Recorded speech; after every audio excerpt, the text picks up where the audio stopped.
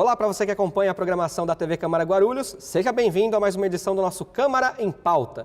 No programa de hoje, vamos mostrar o terceiro dia do primeiro Congresso de Advocacia Pública aqui de Guarulhos, evento que aconteceu aqui no plenário no último dia 28 de março com a organização da OAB Guarulhos. Confira aí. Bom dia a todos.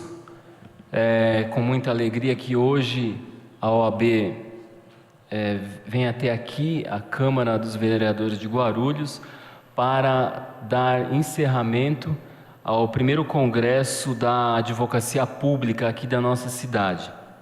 Então, para que a gente não se atrase mais, eu vou compor a mesa. Meu nome é Roberto Victalino, eu sou presidente do Departamento de Cultura e Eventos aqui da nossa OAB aqui de Guarulhos e vou presidir os trabalhos neste dia de hoje. Então, eu convido primeiramente para compor a mesa o nosso primeiro palestrante, Dr. Rodrigo Santesso Quido, que é procurador do município de Guarulhos, é lotado na Procuradoria do Trabalho, graduado em Direito pela Universidade de São Paulo, pós-graduado em Direito do Trabalho, já trabalhou no TRT da 2ª Região, já foi funcionário do TJ também de São Paulo e também no Juizado Especial Civil. Por favor, doutor.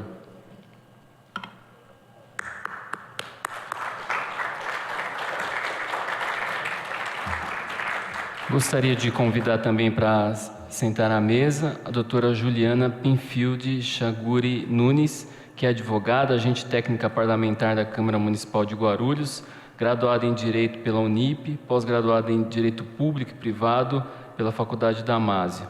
Por favor, doutora.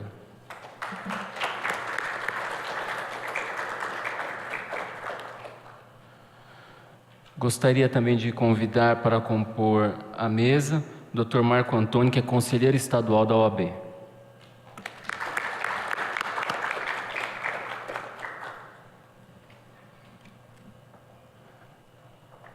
Gostaria também de convidar o Dr. Adriano Justi Martinelli, que também é procurador municipal.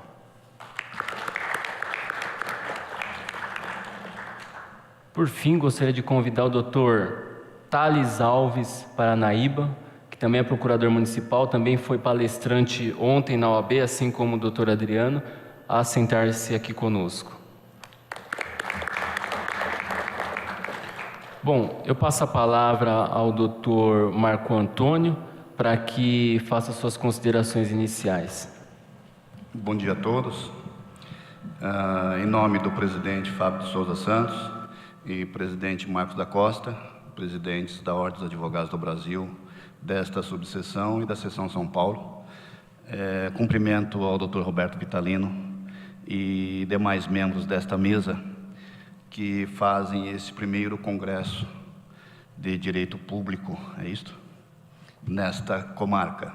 É uma iniciativa ímpar e necessária nesta cidade e nessa comarca. Os problemas da advocacia pública são conhecidos por todos.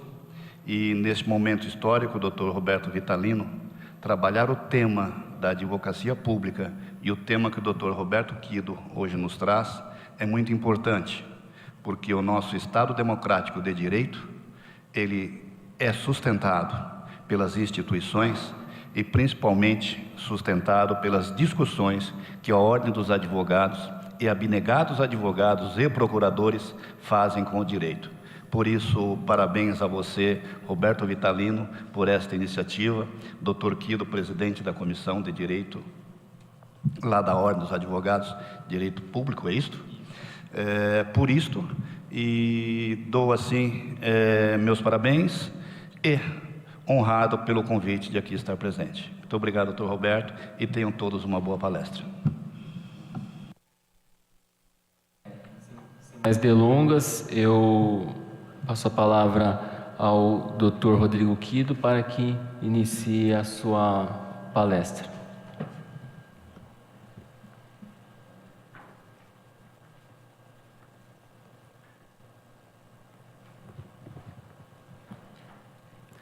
Bom dia a todos. Antes de mais nada, gostaria de agradecer a presença nesta manhã, 10 horas da manhã. Sei que não é fácil estudar improbidade administrativa, mas é o terceiro módulo da advocacia pública.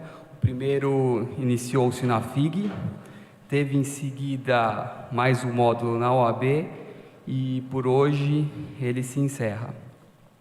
Bom, para começar acerca do tema, a Lei de Improbidade Administrativa sempre encerrou diversas e acirradas discussões. Na data de hoje vou abordar somente uma delas, qual seja o elemento subjetivo do tipo. A disposição constitucional acerca da improbidade administrativa está disposta no artigo 5º da Constituição Federal e assim preconiza: os atos de improbidade administrativa importarão a suspensão dos direitos políticos, a perda da função pública, a indisponibilidade dos bens e o ressarcimento ao erário, na forma e gradação previstas em lei, sem prejuízo da ação penal cabível. Um dos temas também de muita divergência é acerca da natureza jurídica do ato de improbidade administrativa. E pode-se vislumbrar do dispositivo constitucional que a ação penal ela é independente da infração por ato de improbidade administrativa. O nosso grande doutrinador, José Afonso da Silva, assim define a probidade administrativa.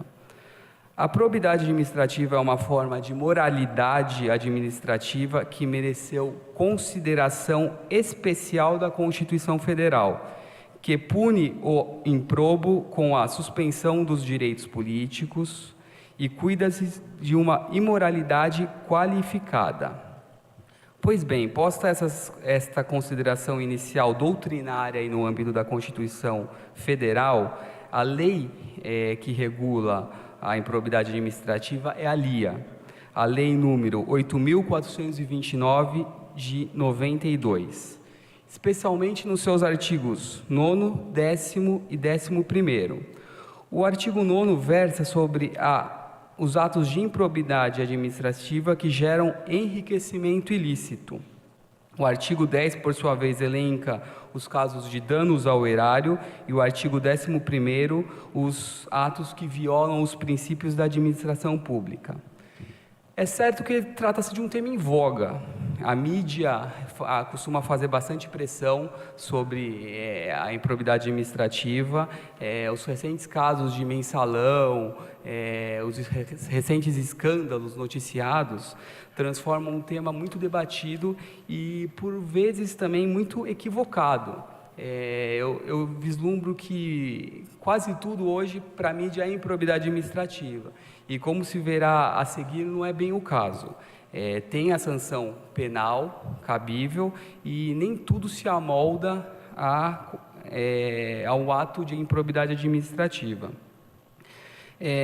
Como citado a Lures, tem-se uma imoralidade qualificada daquele que detém cargo, emprego ou função pública, ou mesmo quem lhe é equiparado pela lei, imbuído necessariamente, e aqui eu adentro no tema, do elemento subjetivo, que deve ser o dolo. A questão do elemento subjetivo, há uma certa divergência, como eu apontaria a seguir, mas eu adoto a posição que tem que ser uma conduta dolosa, mesmo porque não podemos obviar o princípio basilar previsto na Constituição Federal da inocência, de que ninguém será culpado até o trânsito em julgado da sentença penal condenatória. E o que se tem que ter em mente é que, por vezes, a imprensa também faz um pré-julgamento e acaba com a vida política daquele reputado por improbo. Uma questão que precisa ser analisada é que a improbidade não significa mera ilegalidade, pois o requisito da má-fé, o requisito do elemento subjetivo, o dolo, é necessário para a sua configuração.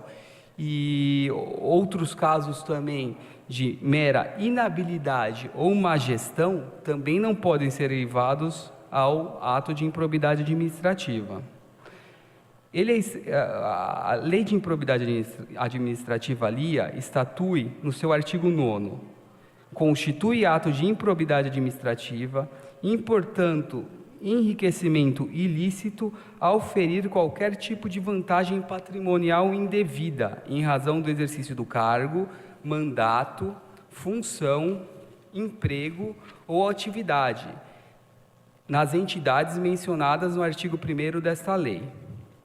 O artigo 10, por sua vez, constitui ato de improbidade administrativa que causa lesão ao erário qualquer ação ou omissão dolosa ou culposa. Vejam que o artigo 10 é o único que faz menção à modalidade culposa. E, nesse caso, mesmo no artigo 10 há discussões acerca da modalidade culposa, mas é o único que faz ipsis literis a menção culposa do tipo: quem seja perda patrimonial, desvio de função, apropriação, malbaratamento ou dilapidação dos bens e haveres das entidades referidas no artigo 1º desta lei. Por último, o artigo 11º estatui que constitui ato de improbidade administrativa que atenta contra os princípios da administração pública qualquer ação ou omissão que viole os deveres de honestidade, imparcialidade, legalidade e lealdade às instituições. Pois bem, em nenhum momento aqui, salvo no artigo 10, há a previsão da conduta culposa. Tem-se o denominado silêncio eloquente. Há uma ausência de vontade do legislador de prever essa modalidade de conduta. E sabemos da regra comezinha de direito de que a responsabilidade objetiva, como se verá alguns julgados, ela tem que ser expressa em lei. Nesse sentido, o Supremo Tribunal de Justiça assentou nos seguintes moldes: as condutas que configuram improbidade administrativa estão descritas no artigo 9º, 10º e 11º da Lei 8.429 de 92, sendo que apenas para o artigo 10 a lei prevê a modalidade culposa. Considerando que, em atenção ao princípio da culpabilidade e ao da responsabilidade subjetiva, não se tolera a responsabilização objetiva e nem, salvo quando houver lei expressa, a penalização por condutas meramente culposas não é devida, e conclui-se que o silêncio da lei tem o sentido eloquente de desqualificar as condutas culposas nos tipos previstos nos artigos 9 e 11º. Infelizmente, já houve casos, sim, que o próprio Superior Tribunal de Justiça já adotou uma responsabilidade objetiva, mas são casos minoritários. Eu cito um como exemplo: ato de improbidade administrativa, ex-prefeito, contratação de servidores municipais sobre regime especial temporário, inexistência de atos tendentes à realização de concurso público durante todo o mandato, ofensa aos princípios da legalidade e moralidade. O ato de improbidade administrativa é constatado de forma objetiva, independentemente de dolo ou culpa, e é punido em outra esfera, diferentemente da via penal ou da via civil ou da via administrativa. Então, tem-se um julgado em que foi sim adotada a responsabilidade objetiva, contudo é uma corrente minoritária no âmbito da doutrina e da jurisprudência, mesmo porque é disso como citado agora, que os casos de responsabilidade objetiva eles têm que estar expressos em lei, e que não é o caso. Nem sequer a modalidade culposa ela é citada em alguns dos artigos. Também há outra corrente que prevê a punibilidade através das modalidades dolosas e culposas. Também não é a jurisprudência majoritária. Peço vênia para citar uma posição doutrinária específica de Fábio Medina Osório, que adota a posição da culpa grave para a imputação de improbidade. A culpa grave pode fundamentar a responsabilização de parlamentares, magistrados e membros do Ministério Público que, no desempenho das suas atribuições, causem injustificadamente, por manifesto e desproporcional despreparo funcional, lesão ao erário, violando os princípios básicos que regem a administração pública. Esse também não é um entendimento, de certa forma, em que pese a justificativa ser louvável, ele não se encontra expresso na lei. E, em razão das gravidades das sanções do ato de improbidade administrativa, que podem ensejar a perda da função pública, a suspensão do mandato, e vale a regra de que, onde a lei não distingue, não é dado ao intérprete fazê-lo. E, por último, a terceira corrente majoritária a qual eu me filio, aduz que somente no caso de uma conduta dolosa, de uma intenção do agente, é que é possível a punibilidade por ato de improbidade administrativa. E isso decorre, historicamente, da própria análise etimológica do termo improbitas, que deriva da desonestidade. E uma desonestidade não comporta uma modalidade culposa. Reitero, as sanções que podem advir de tal ato, quais sejam a perda da função pública e a suspensão dos direitos políticos, a possibilidade de uma ação penal em paralelo. Então, deve ser adotada com parcimônia esse entendimento. Nesse sentido, o STJ já assentou. A lei de improbidade administrativa objetiva punir os praticantes de atos dolosos ou de má-fé no trato da coisa pública, assim tipificando o enriquecimento ilícito, o prejuízo ao erário, a violação aos princípios da administração pública. A modalidade culposa é prevista apenas na hipótese de prejuízo ao erário. Não se tolera, porém, que a conduta culposa dê ensejo à responsabilização do servidor por improbidade administrativa. A negligência, a imprudência ou a imperícia, embora possam ser condutas consideradas irregulares e passíveis de sanção, não são suficientes para ensejar a punição por ato de improbidade. Vejam que elas não vão restar impunes, não. Contudo, não incidirão na lei de improbidade administrativa. Ademais, causa lesão à razoabilidade jurídica sancionar-se com a mesma e idêntica reprimenda demissória a conduta improba dolosa e a culposa, como se fossem igualmente reprováveis, pois objetivamente não o são.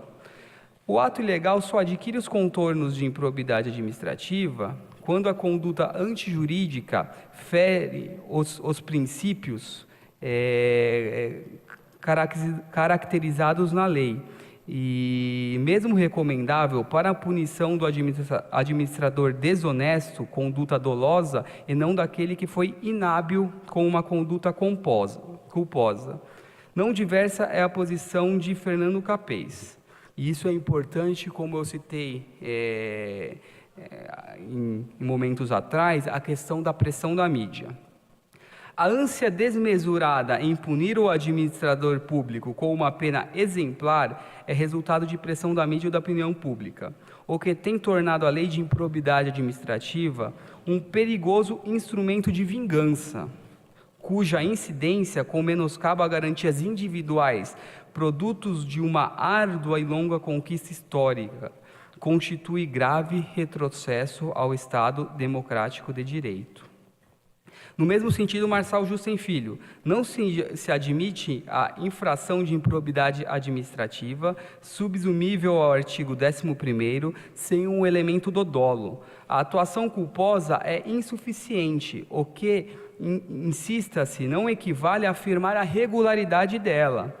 É perfeitamente possível, se não obrigatório, punir condutas irregulares, ilícitas praticadas por agentes estatais, mas isso não significa impor a sanção de improbidade para toda e qualquer conduta administrativa. Pois bem, a mera irregularidade ou mesmo a inabilidade do gestor, elas não podem ser configuradas um ato de improbidade administrativa, pois o objetivo da lei de improbidade administrativa é punir o administrador público desonesto, não o inábil. Ou, em outras palavras, para que se enquadre o agente público na lei de improbidade administrativa, é necessário que haja o dolo, a culpa e o prejuízo ao ente público caracterizado pela ação ou omissão do administrador público. Veja bem que a culpa ela só é possível no caso do artigo 10º.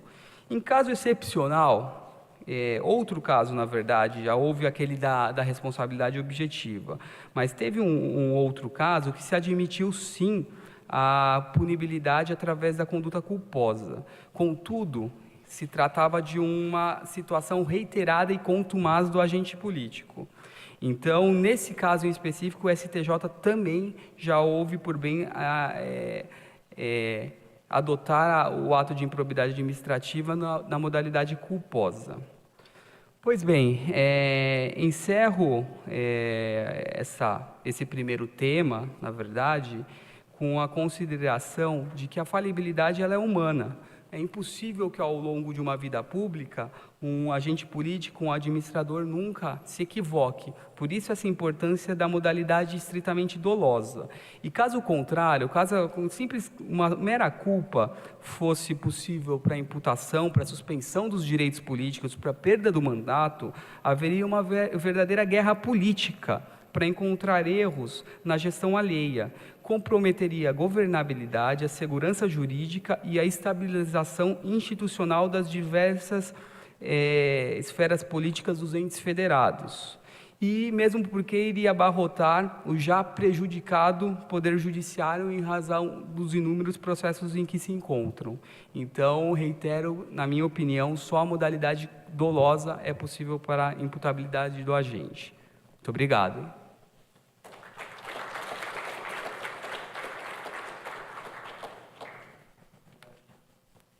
Na verdade, nós que agradecemos a exposição do Dr. Rodrigo Quido. Nós vamos deixar as considerações para fazê-las todas ao final, e eu já passo a palavra diretamente à doutora Juliana para que inicie a sua palestra.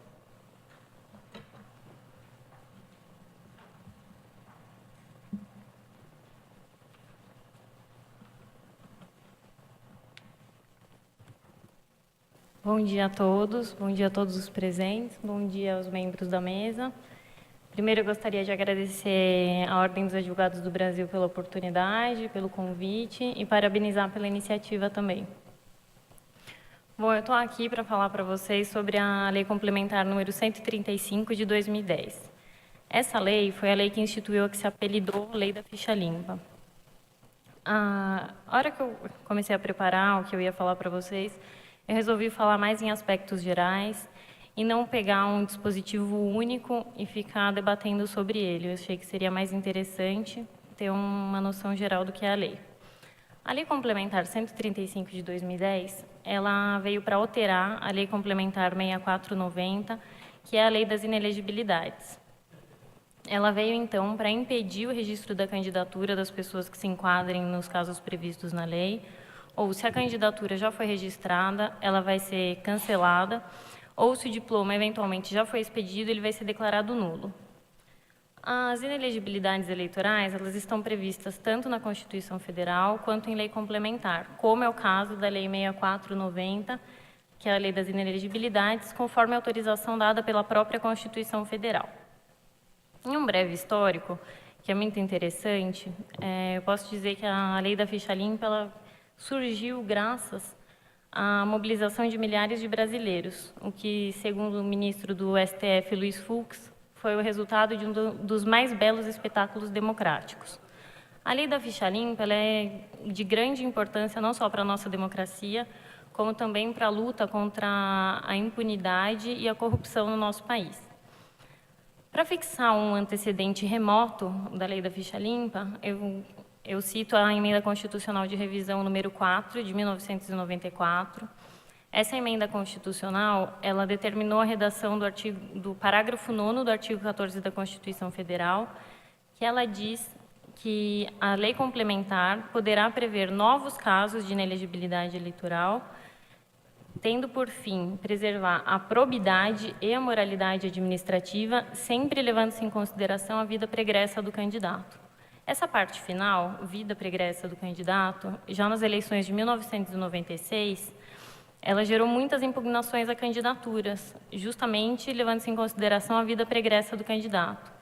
E, diante de tantas discussões que chegaram no Tribunal Superior Eleitoral, o próprio TSE acabou editando a súmula número 13, Essa súmula, ela diz que o dispositivo constitucional que eu acabei de citar, ele não é autoaplicável. Nesse cenário, então, foi que no ano de 1997, a Conferência Nacional dos Bispos do Brasil, ela resolveu deflagrar um movimento de combate à corrupção eleitoral. Esse movimento, o nome fala por si só. Ele visava justamente combater a corrupção eleitoral. Paralelamente a isso, uma outra história muito interessante para deflagrar a lei da ficha limpa foi que foi negado o registro à candidatura do então deputado federal Eurico Miranda. Ele estava envolvido em diversos escândalos de corrupção e, segundo os dizeres da juíza do Tribunal Regional Eleitoral do Rio de Janeiro, ele era uma pessoa desprovida de moralidade para exercer um mandato eletivo. Entretanto, essa decisão do TRE do Rio de Janeiro, ela foi reformada pelo Tribunal Superior Eleitoral, dizendo justamente que, não havendo uma lei complementar prevendo os casos em que a vida pregressa do candidato pode ser considerada para fins de inelegibilidade, não pode o julgador se substituir ao legislador. Então, seria imprescindível a existência de uma lei prevendo esses casos de inelegibilidade. Então, depois dessa decisão do Tribunal Superior Eleitoral, que teve muita repercussão na mídia, gerou muita frustração na população, foi que aquele movimento de combate à corrupção eleitoral resolveu deflagrar, então, a campanha Ficha Limpa. Já no ano de 2008, a Conferência Nacional dos Bispos do Brasil, com o apoio de diversas organizações, inclusive uma das pioneiras foi a Ordem dos Advogados do Brasil, eles começaram a coletar assinaturas para poder deflagrar um projeto de lei de iniciativa popular, justamente fixando critérios mais rigorosos para a candidatura. E tudo isso visava como objetivo conseguir um dos requisitos constitucionais para que fosse deflagrado um projeto de lei de iniciativa popular, que é a exigência de ter no mínimo 1% do eleitorado nacional, o que na época representava algo em torno de 1.300.000 assinaturas. No ano de 2009, esse intento foi alcançado, conseguiram coletar as 1.300.000 assinaturas, e com o projeto já protocolado na Câmara dos Deputados, as assinaturas continuaram chegando e alcançando algo em torno de 1.600.000 assinaturas. Tudo isso graças à ampla divulgação pela mídia, inclusive via internet e pelas redes sociais. A premissa do projeto era justamente impedir o registro da candidatura daquelas pessoas condenadas por diversos crimes e principalmente aqueles candidatos que renunciaram aos mandatos justamente para evitar a cassação e para poder se candidatar novamente.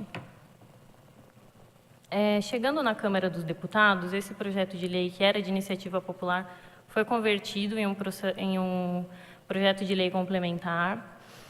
Lá foi montado um grupo de trabalho para analisar esse projeto e desse grupo de trabalho foi que resultou a apresentação de um substitutivo. Esse substitutivo, ele veio com a finalidade de viabilizar a aprovação do projeto, que ele corria o risco de não ser aprovado. Dentre as alterações promovidas em relação ao projeto original, fizeram constar que as condenações advindas de ação penal privada ou oriundas de delitos culposos ou de infração de menor potencial ofensivo, que essas condenações não gerariam inelegibilidade. Fizeram constar também a possibilidade de suspensão liminar da inelegibilidade, ocasião em que o recurso desses candidatos ele será analisado com prioridade em relação a todos os demais recursos, com exceção dos mandados de segurança e dos habeas corpus. Outra alteração promovida em relação ao projeto original é que o projeto original ele previa que, para o candidato se tornar inelegível, bastava uma condenação de um juiz singular, ainda que sem o trânsito em julgado. A alteração promovida foi no sentido de colocar que essa decisão não poderia ser de um juiz singular, mas sim de um órgão judicial colegiado. Então, foi dessa forma que o projeto, em junho de 2010, ele foi sancionado e foi publicado. Aí, então, passou a viger a lei da ficha limpa, fixando, então, os critérios de inelegibilidade eleitoral por meio de lei complementar, considerando-se a vida pregressa dos candidatos. Falando propriamente da lei da ficha limpa, ela, então, cria novas hipóteses de inelegibilidade eleitoral, considerando-se inelegíveis por 8 anos aquele que tiver cometido crime de diversas ordens, ato de improbidade administrativa e aquele que tiver renunciado ao mandato justamente para escapar à cassação. É muito importante a gente ter em mente que a lei da ficha limpa, embora ela se refira em diversos momentos à palavra condenação, ela não possui caráter criminal. Ela não tem caráter sancionatório, ela não reside na seara do direito penal. Ela reside no direito eleitoral. O que a lei da ficha limpa faz é fixar critérios mínimos, morais e éticos de elegibilidade. Ela incentiva o nosso voto consciente para analisarmos a conduta e os antecedentes dos nossos candidatos. As principais alterações promovidas, a meu ver, pela lei da ficha limpa, foi a ampliação do prazo de inelegibilidade, que antes ela possuía um prazo de 3, 4 ou 5 anos, agora os prazos são todos de 8 anos. Ela ampliou bastante o rol dos crimes que geram inelegibilidade, que ele tinha um rol bem reduzido. Há também essa previsão da possibilidade de suspensão liminar da inelegibilidade, ocasião em que o recurso vai ser realmente analisado com prioridade em relação a todos os demais, com exceção aos mandados de segurança e aos habeas corpus. A lei também igualou o prazo de inelegibilidade para todos os agentes políticos, de forma que agora, inclusive os chefes do executivo todos, possuem o mesmo prazo de inelegibilidade de 8 anos. E também, como essencial, ela ampliou, então, os casos de inelegibilidade eleitoral. Eu também já ia me esquecendo que agora a lei da ficha limpa, ela considera inelegíveis não só aqueles condenados com trânsito em julgado, mas também aqueles condenados por um órgão judicial colegiado, ainda que sem o trânsito em julgado. As novas hipóteses de inelegibilidade eleitoral trazidas pela lei da ficha limpa foi, como eu já citei aqui anteriormente, a ampliação do rol dos crimes que geram a inelegibilidade. Dentre esses crimes, que estão todos elencados em 10 itens na alínea E do inciso 1 do artigo 1º da Lei Complementar 6490, estão os crimes contra o patrimônio privado, os crimes contra a vida, os crimes contra a dignidade sexual, os crimes eleitorais que geram pena privativa de liberdade, os crimes contra o meio ambiente, tortura, racismo, tráfico ilícito de entorpecentes, dentre alguns outros. Ela também prevê como hipótese de inelegibilidade aquele candidato que tiver as contas declaradas irregulares pela prática de ato doloso de improbidade e também prevê a inelegibilidade daqueles que tiverem renunciado aos mandatos para evitar a cassação, assim como aqueles que já tenham tido os mandatos cassados. Prevê a inelegibilidade daqueles demitidos do serviço público mediante um processo judicial ou administrativo. E, por fim, há ainda outras hipóteses de inelegibilidade, mas eu vou citar a inelegibilidade decorrente da suspensão dos direitos políticos em caso de prática de ato doloso de improbidade administrativa que tenha gerado lesão ao erário público e enriquecimento ilícito ao candidato. Aqui eu também faço um parênteses para citar o caso do nosso deputado federal Paulo Maluf. O deputado federal Paulo Maluf, ele foi condenado em primeira instância, essa condenação ela foi confirmada em segunda instância, no final do ano passado, e ele foi condenado por ato de improbidade, ele teve os direitos políticos suspensos, e ele também foi condenado a devolver 42 milhões. Essa condenação foi devida ao superfaturamento na obra do túnel Ayrton Senna, lá em São Paulo, na época que ele foi prefeito da cidade. A tese de defesa dos advogados do Paulo Maluf é no sentido de que nas próximas eleições ele também poderá se candidatar às eleições, ele não está incidindo na lei da ficha limpa. Isso porque eles alegam que em nenhuma das condenações há demonstrado de que o ato de improbidade foi doloso e que nem houve um enriquecimento ilícito. O que as decisões comprovam é que foi praticado um ato de improbidade que gerou lesão aos cofres públicos, mas nenhum lugar demonstra que houve enriquecimento ilícito e a prática de ato doloso. E todos esses requisitos têm que ser cumulados. Aí cabe a nós tirarmos as nossas conclusões e esperarmos para analisar se ele vai ter o registro da candidatura aprovado ou não. Bom, diante de todas essas alterações promovidas pela lei da ficha limpa, quando ela entrou em vigor, muita discussão gerou em torno dela. A primeira discussão gerada foi o argumento da sua inconstitucionalidade formal. Isso por quê? Quando o projeto de lei ele foi apresentado à Câmara dos Deputados, lá foi aprovado e passou ao Senado Federal, lá no Senado Federal, o senador Dornelles apresentou uma emenda, que, aliás, esse caso ficou conhecido como Emenda Dornelles. Ele apresentou uma emenda alterando um tempo verbal justamente na linha E do inciso 1 do artigo 1º da Lei Complementar 6490. Esse tempo verbal, do modo original como a lei foi aprovada pela Câmara dos Deputados, ela dizia assim: os que tiverem sido condenados. E com a emenda Dornelles, ele falou os que forem condenados. Segundo o Senado Federal, essa alteração no tempo verbal, ela alterava também o mérito do projeto. Então, ele teria que ter voltado para a Câmara dos Deputados para que a Câmara dos Deputados, em nome do devido processo legislativo, pudesse também aprovar a emenda. O que não foi feito. Não foi feito justamente argumentando que não houve uma alteração no mérito, que simplesmente era uma correção gramatical, numa realidade, uma correção verbal. Ao final, o Supremo Tribunal Federal considerou que não houve violação ao devido processo legislativo, que realmente essa alteração do tempo verbal não gerou modificação no mérito da lei. A segunda grande questão importante que surgiu em torno da lei da ficha limpa foi se ela seria aplicada já nas eleições do ano de 2010. O STF considerou que não, que ela só seria aplicada no ano de 2012, nas eleições municipais, isso em prestígio ao devido processo eleitoral. Por quê? Os direitos políticos, eles são assegurados por um conjunto de normas a que se denominam de cláusulas pétreas.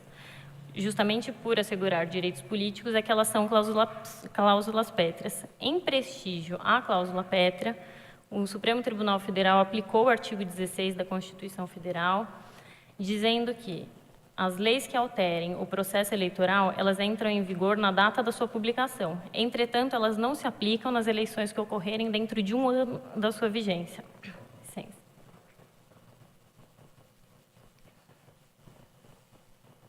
E foi assim que foi considerado. Não houve violação ao devido processo legislativo e, portanto, a lei não foi aplicada em 2010, só foi aplicada nas eleições municipais de 2012 e agora vai ser a primeira vez que a lei da ficha limpa vai ser aplicada em umas eleições gerais, nesse ano de 2014.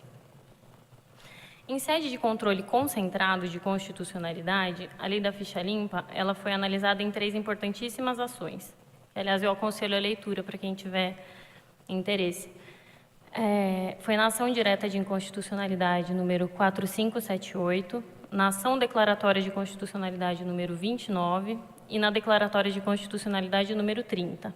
Essa última, aliás, foi proposta pelo Conselho Federal da Ordem dos Advogados do Brasil. As principais discussões que foram feitas nessas 3 ações, que foram julgadas conjuntamente, foi a possibilidade de aplicação da lei da ficha limpa a atos ou fatos pretéritos, ou seja, praticados anteriormente à edição da lei. Uma das ações argumentava a inconstitucionalidade especificamente da linha M, do inciso 1 do artigo 1º. Essa linha M, ela prevê a inelegibilidade daquele que foi impedido de exercer a sua profissão em decorrência de condenação por infração ético-profissional. E a outra grande discussão que foi discutida nessas 3 ações diretas de inconstitucionalidade foi a constitucionalidade em si de todas as novas hipóteses de inelegibilidades criadas pela lei. Antes do julgamento do mérito, o Supremo Tribunal Federal ponderou que a aplicação da lei da ficha limpa a atos ou fatos pretéritos não fere o princípio da irretroatividade das leis. Isso porque a lei da ficha limpa ela não é uma lei retroativa. Ela é uma lei que simplesmente dá novos efeitos jurídicos a atos praticados anteriormente à sua edição. Então, por mais que a lei tenha sido publicada em 2010, aquele candidato que foi condenado em 2009, ele vai ter que observar esse novo prazo de inelegibilidade quando ele for registrar a sua candidatura. E por mais que esse não fosse o entendimento, que não há violação ao princípio da irretroatividade, mais uma vez eu ressalto que a lei da ficha limpa ela não possui caráter sancionatório. Ela não reside na seara do direito penal. aonde há a vedação da aplicação do princípio da irretroatividade das leis. Aqui no direito eleitoral não há essa vedação. Outra discussão importantíssima também, enfrentada pelo Supremo Tribunal Federal, foi o confronto da lei da ficha limpa com o princípio da presunção de inocência.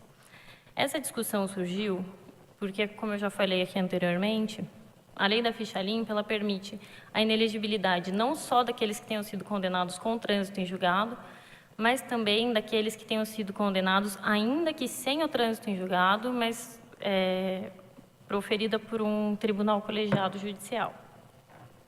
Então, muito se argumentou se essa falta de trânsito em julgado, se ela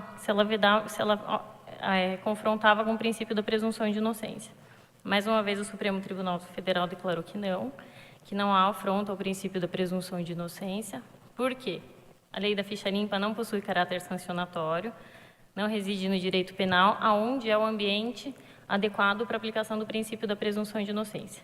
E também, por mais que assim não fosse entendido, os direitos e garantias individuais, como é o caso do princípio da presunção de inocência, ele deve ser ponderado. E na ponderação com o princípio da moralidade eleitoral previsto na Constituição Federal, esse último deve prevalecer em atendimento ao bem comum e ao interesse geral. Outra discussão foi se a lei da ficha limpa não feria o direito adquirido. Isso porque, como ela vai se aplicar às condenações anteriores à edição da lei, esses condenados, que na ocasião em que foram condenados, teriam prazo de inelegibilidade de 3, 4 ou 5 anos, agora também terão que observar esse prazo de 8 anos. Mas não fere o direito adquirido, mesmo porque, na realidade, sequer um direito adquirido existe. Quando o candidato vai se candidatar, a cada nova candidatura, seja uma, duas, quantas ele estiver na vida, em cada nova candidatura ele vai ter que demonstrar novamente que ele preenche os requisitos de elegibilidade e que não incide nos requisitos de inelegibilidade. Então, nem há direito adquirido a ser burlado. Quanto ao mérito, o Supremo Tribunal Federal declarou que todas as hipóteses de inelegibilidade são constitucionais, porque a própria Constituição Federal autoriza que novas hipóteses de inelegibilidade sejam previstas por meio de lei complementar, como foi. Só que tem um detalhe, o Supremo Tribunal Federal interpretou como sendo inconstitucional uma expressão que está prevista na linha K. Inclusive, a lei foi aprovada dessa maneira e agora a gente tem que aplicar a interpretação do Supremo Tribunal Federal. Na linha K, do inciso 1 do artigo 1º da Lei Complementar 6490, ela diz que gera inelegibilidade aquele candidato que renunciar quando houver o oferecimento de uma petição ou de uma representação capaz de levar à cassação do mandato. Pela interpretação do STF, que ele declarou inconstitucional esse termo, oferecimento de petição ou de representação, agora tem necessariamente que ter um processo em andamento que possa levá-lo à cassação para que ele seja considerado inelegível e não um mero oferecimento de uma petição ou de uma representação. Bom, saindo um pouco das discussões que cercaram o Supremo Tribunal Federal, em razão da dicotomia que existe entre elegibilidade e inelegibilidade, sendo que as elegibilidades são os requisitos necessários que o candidato deve preencher para registrar a sua candidatura, e inelegibilidade, aqueles requisitos que o candidato não pode incidir para que ele possa registrar a sua candidatura, um outro termo surgiu, que foi o ficha limpa versus ficha suja. O ficha limpa é aquele que não se enquadra em nenhuma das hipóteses de inelegibilidade, então ele pode plenamente se candidatar. Sendo que o ficha suja é aquele que se enquadra em uma das hipóteses de inelegibilidade eleitoral, não podendo se candidatar. Entende a doutrina que o simples fato da imprensa veicular, ainda que copiosamente, entretanto, fatos verídicos, respeitando-se os direitos e garantias individuais, a liberdade de expressão e a honra alheia, só o fato da imprensa utilizar-se do termo ficha suja, isso não gera o direito de resposta previsto pela lei de imprensa. Também trago a título de curiosidade que em agosto de 2013, o Senado Federal aprovou um projeto de resolução, licença, um projeto de resolução muito semelhante a essa lei da ficha limpa, Então, agora, para a contratação de cargos comissionados nos gabinetes do Senado Federal, é necessário que a pessoa seja ficha limpa, com critérios bem semelhantes aos da lei da ficha limpa. E como a gente está aqui no município de Guarulhos, eu também cito como exemplo um projeto de lei que está em tramitação aqui na casa, que é de autoria do vereador Guti, que aplica também critérios muito semelhantes à da lei da ficha limpa para os órgãos da administração direta e indireta. Esse projeto de lei, ele está sob análise da Comissão de Constituição e Justiça. Em breve a gente vai saber se ele vai ser ou não aprovado e está aí aberto à discussão. Bom, o que eu tinha para falar sobre aspectos gerais da lei da ficha limpa é isso. Tomara que eu tenha acrescentado alguma coisa, ou se eu não tenha acrescentado, que pelo menos gere discussão, gere curiosidade das pessoas lerem a lei. E, na minha opinião pessoal, o maior legado deixado pela lei da ficha limpa não são as novas hipóteses de inelegibilidade, não é a ampliação do prazo de inelegibilidade, mas sim o exemplo deixado para a população. Nós devemos, sim, verificar a conduta social dos nossos candidatos, os seus antecedentes, a conduta social e o comportamento na hora de escolhermos o nosso candidato. Obrigada.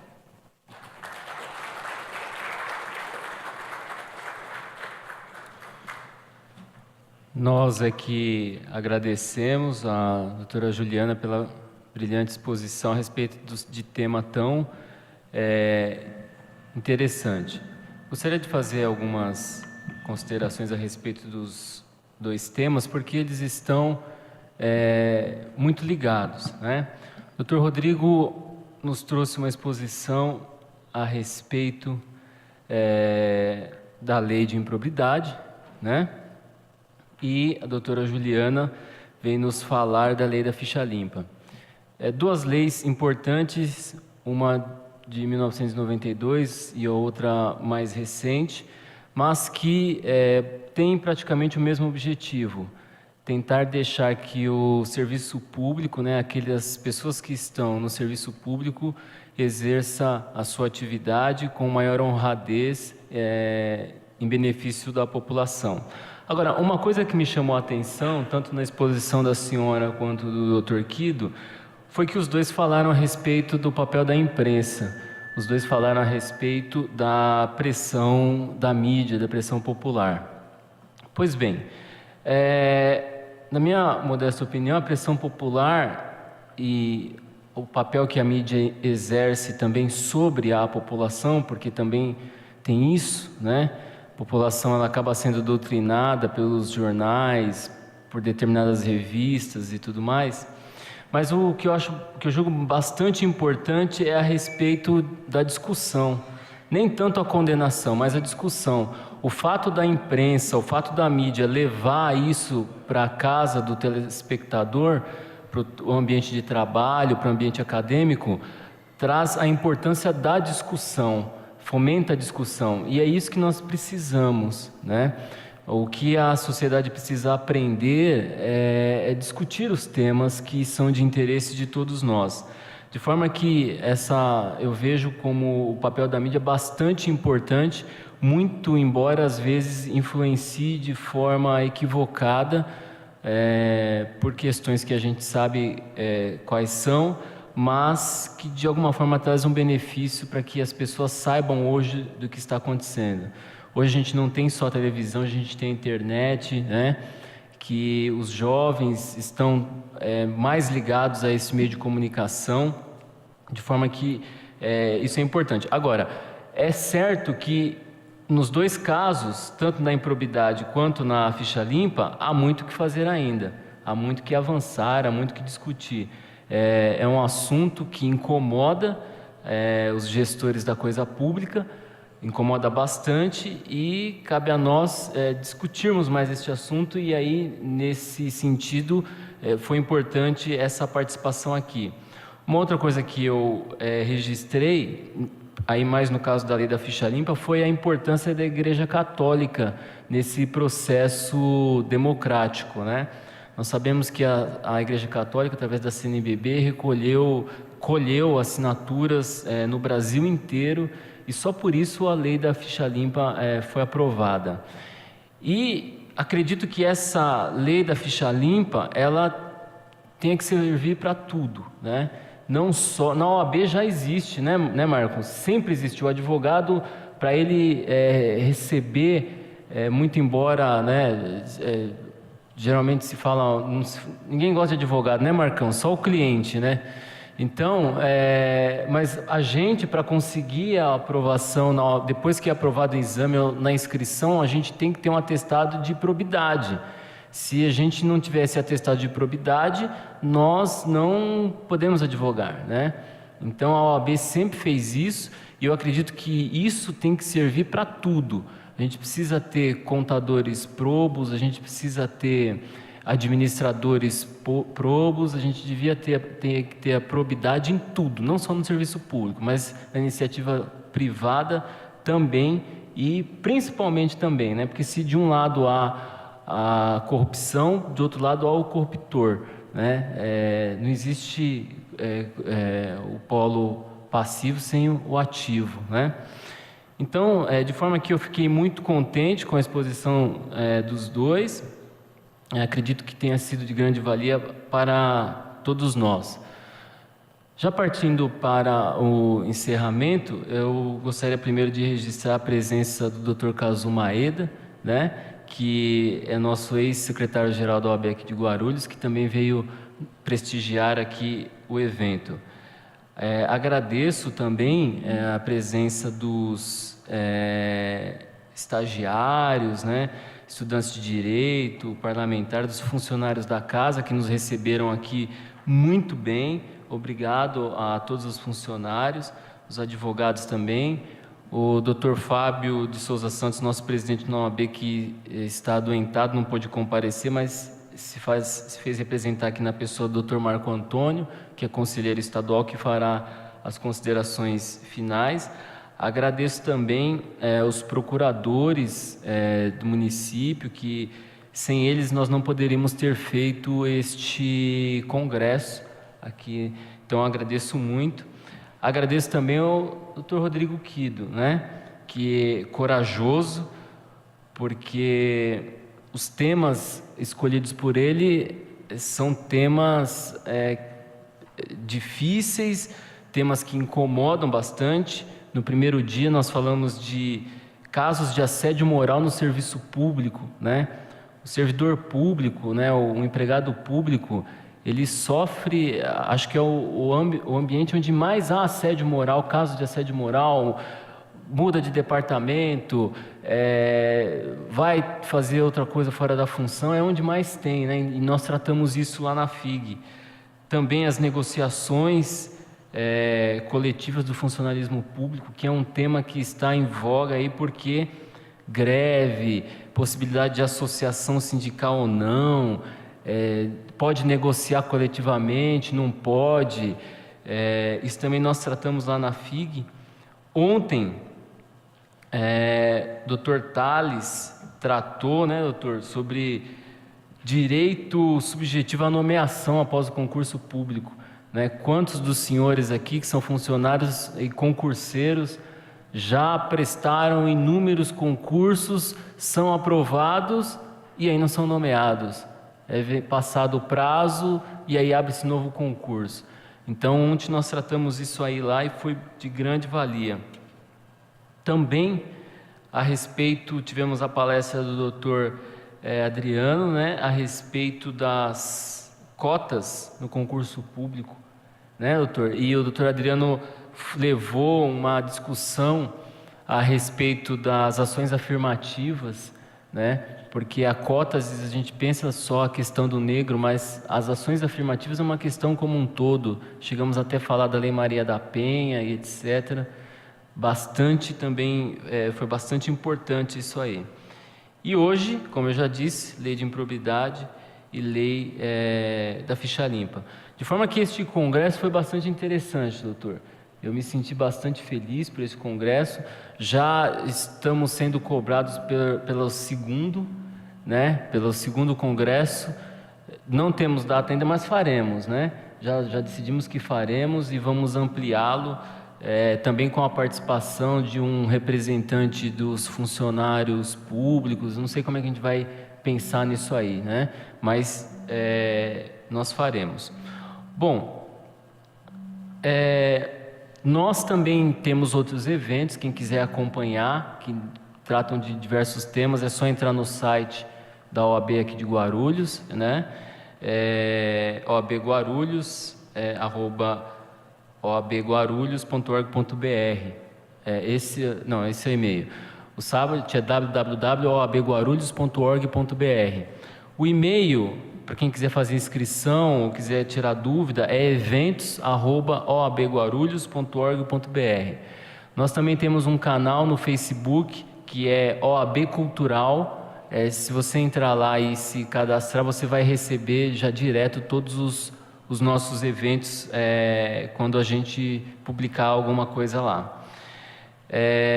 Certificados, nós temos um certificado que será expedido para aqueles que fizeram inscrição.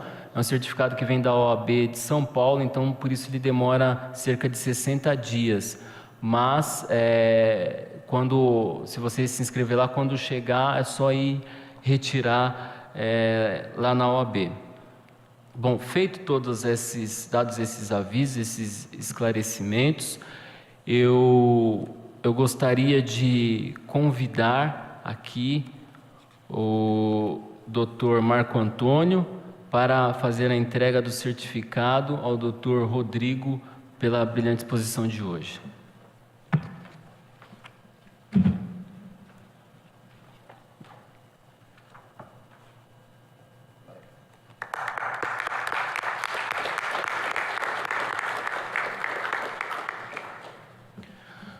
Gostaria também de convidar o Dr. Adriano para fazer a entrega do certificado à doutora Juliana.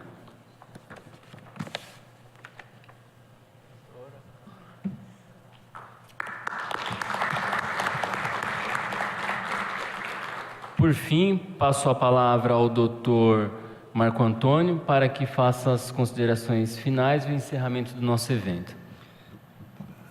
Dr. Roberto Vitalino, cumpre-me neste final de congresso, em nome da Ordem dos Advogados, cumprimentá-lo pelo trabalho de 3 dias que o senhor e esses advogados fizeram com relação ao tema. O tema o senhor já expôs, foi de grande valia à advocacia pública de Guarulhos.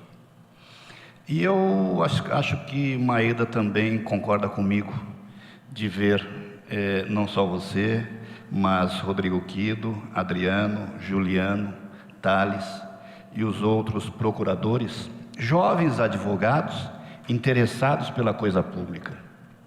Então, nós, velhos advogados, ficamos satisfeitos sim. A Ordem dos Advogados sente-se muito bem em pôr na mão dos senhores os destinos da coisa pública. A Ordem dos Advogados é composta por velhos e jovens advogados.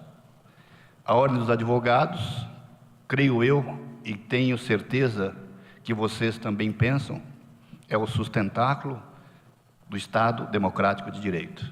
E esse Estado Democrático de Direito, na cidade de Guarulhos, é sustentado por jovens e brilhantes procuradores que pude eu ver nesses 2 dias de congresso. Por isso, Dr. Roberto Vitalino, Dr. Roberto Quido e demais procuradores aqui presentes, recebam, senhores da Ordem dos Advogados do Brasil, as nossas homenagens e principalmente o nosso respeito de que a nossa cidadania se encontra em boas mãos. Parabéns, Dr. Roberto Vitalino, por mais este trabalho. Declaro encerrados os trabalhos de hoje. Muito obrigado pela presença de todos. Muito bem, este foi o Câmara em Pauta de hoje. E você se lembra, nós temos um encontro marcado toda sexta-feira, a partir de 15 para as 2 da tarde, aqui na NET, TV por assinatura, ou então pelo nosso site da Câmara, que você também pode acessar qualquer edição anterior. Muito obrigado pela sua companhia, pelo carinho da sua audiência. A gente se vê numa próxima oportunidade aqui na TV Câmara Guarulhos, o canal da cidadania.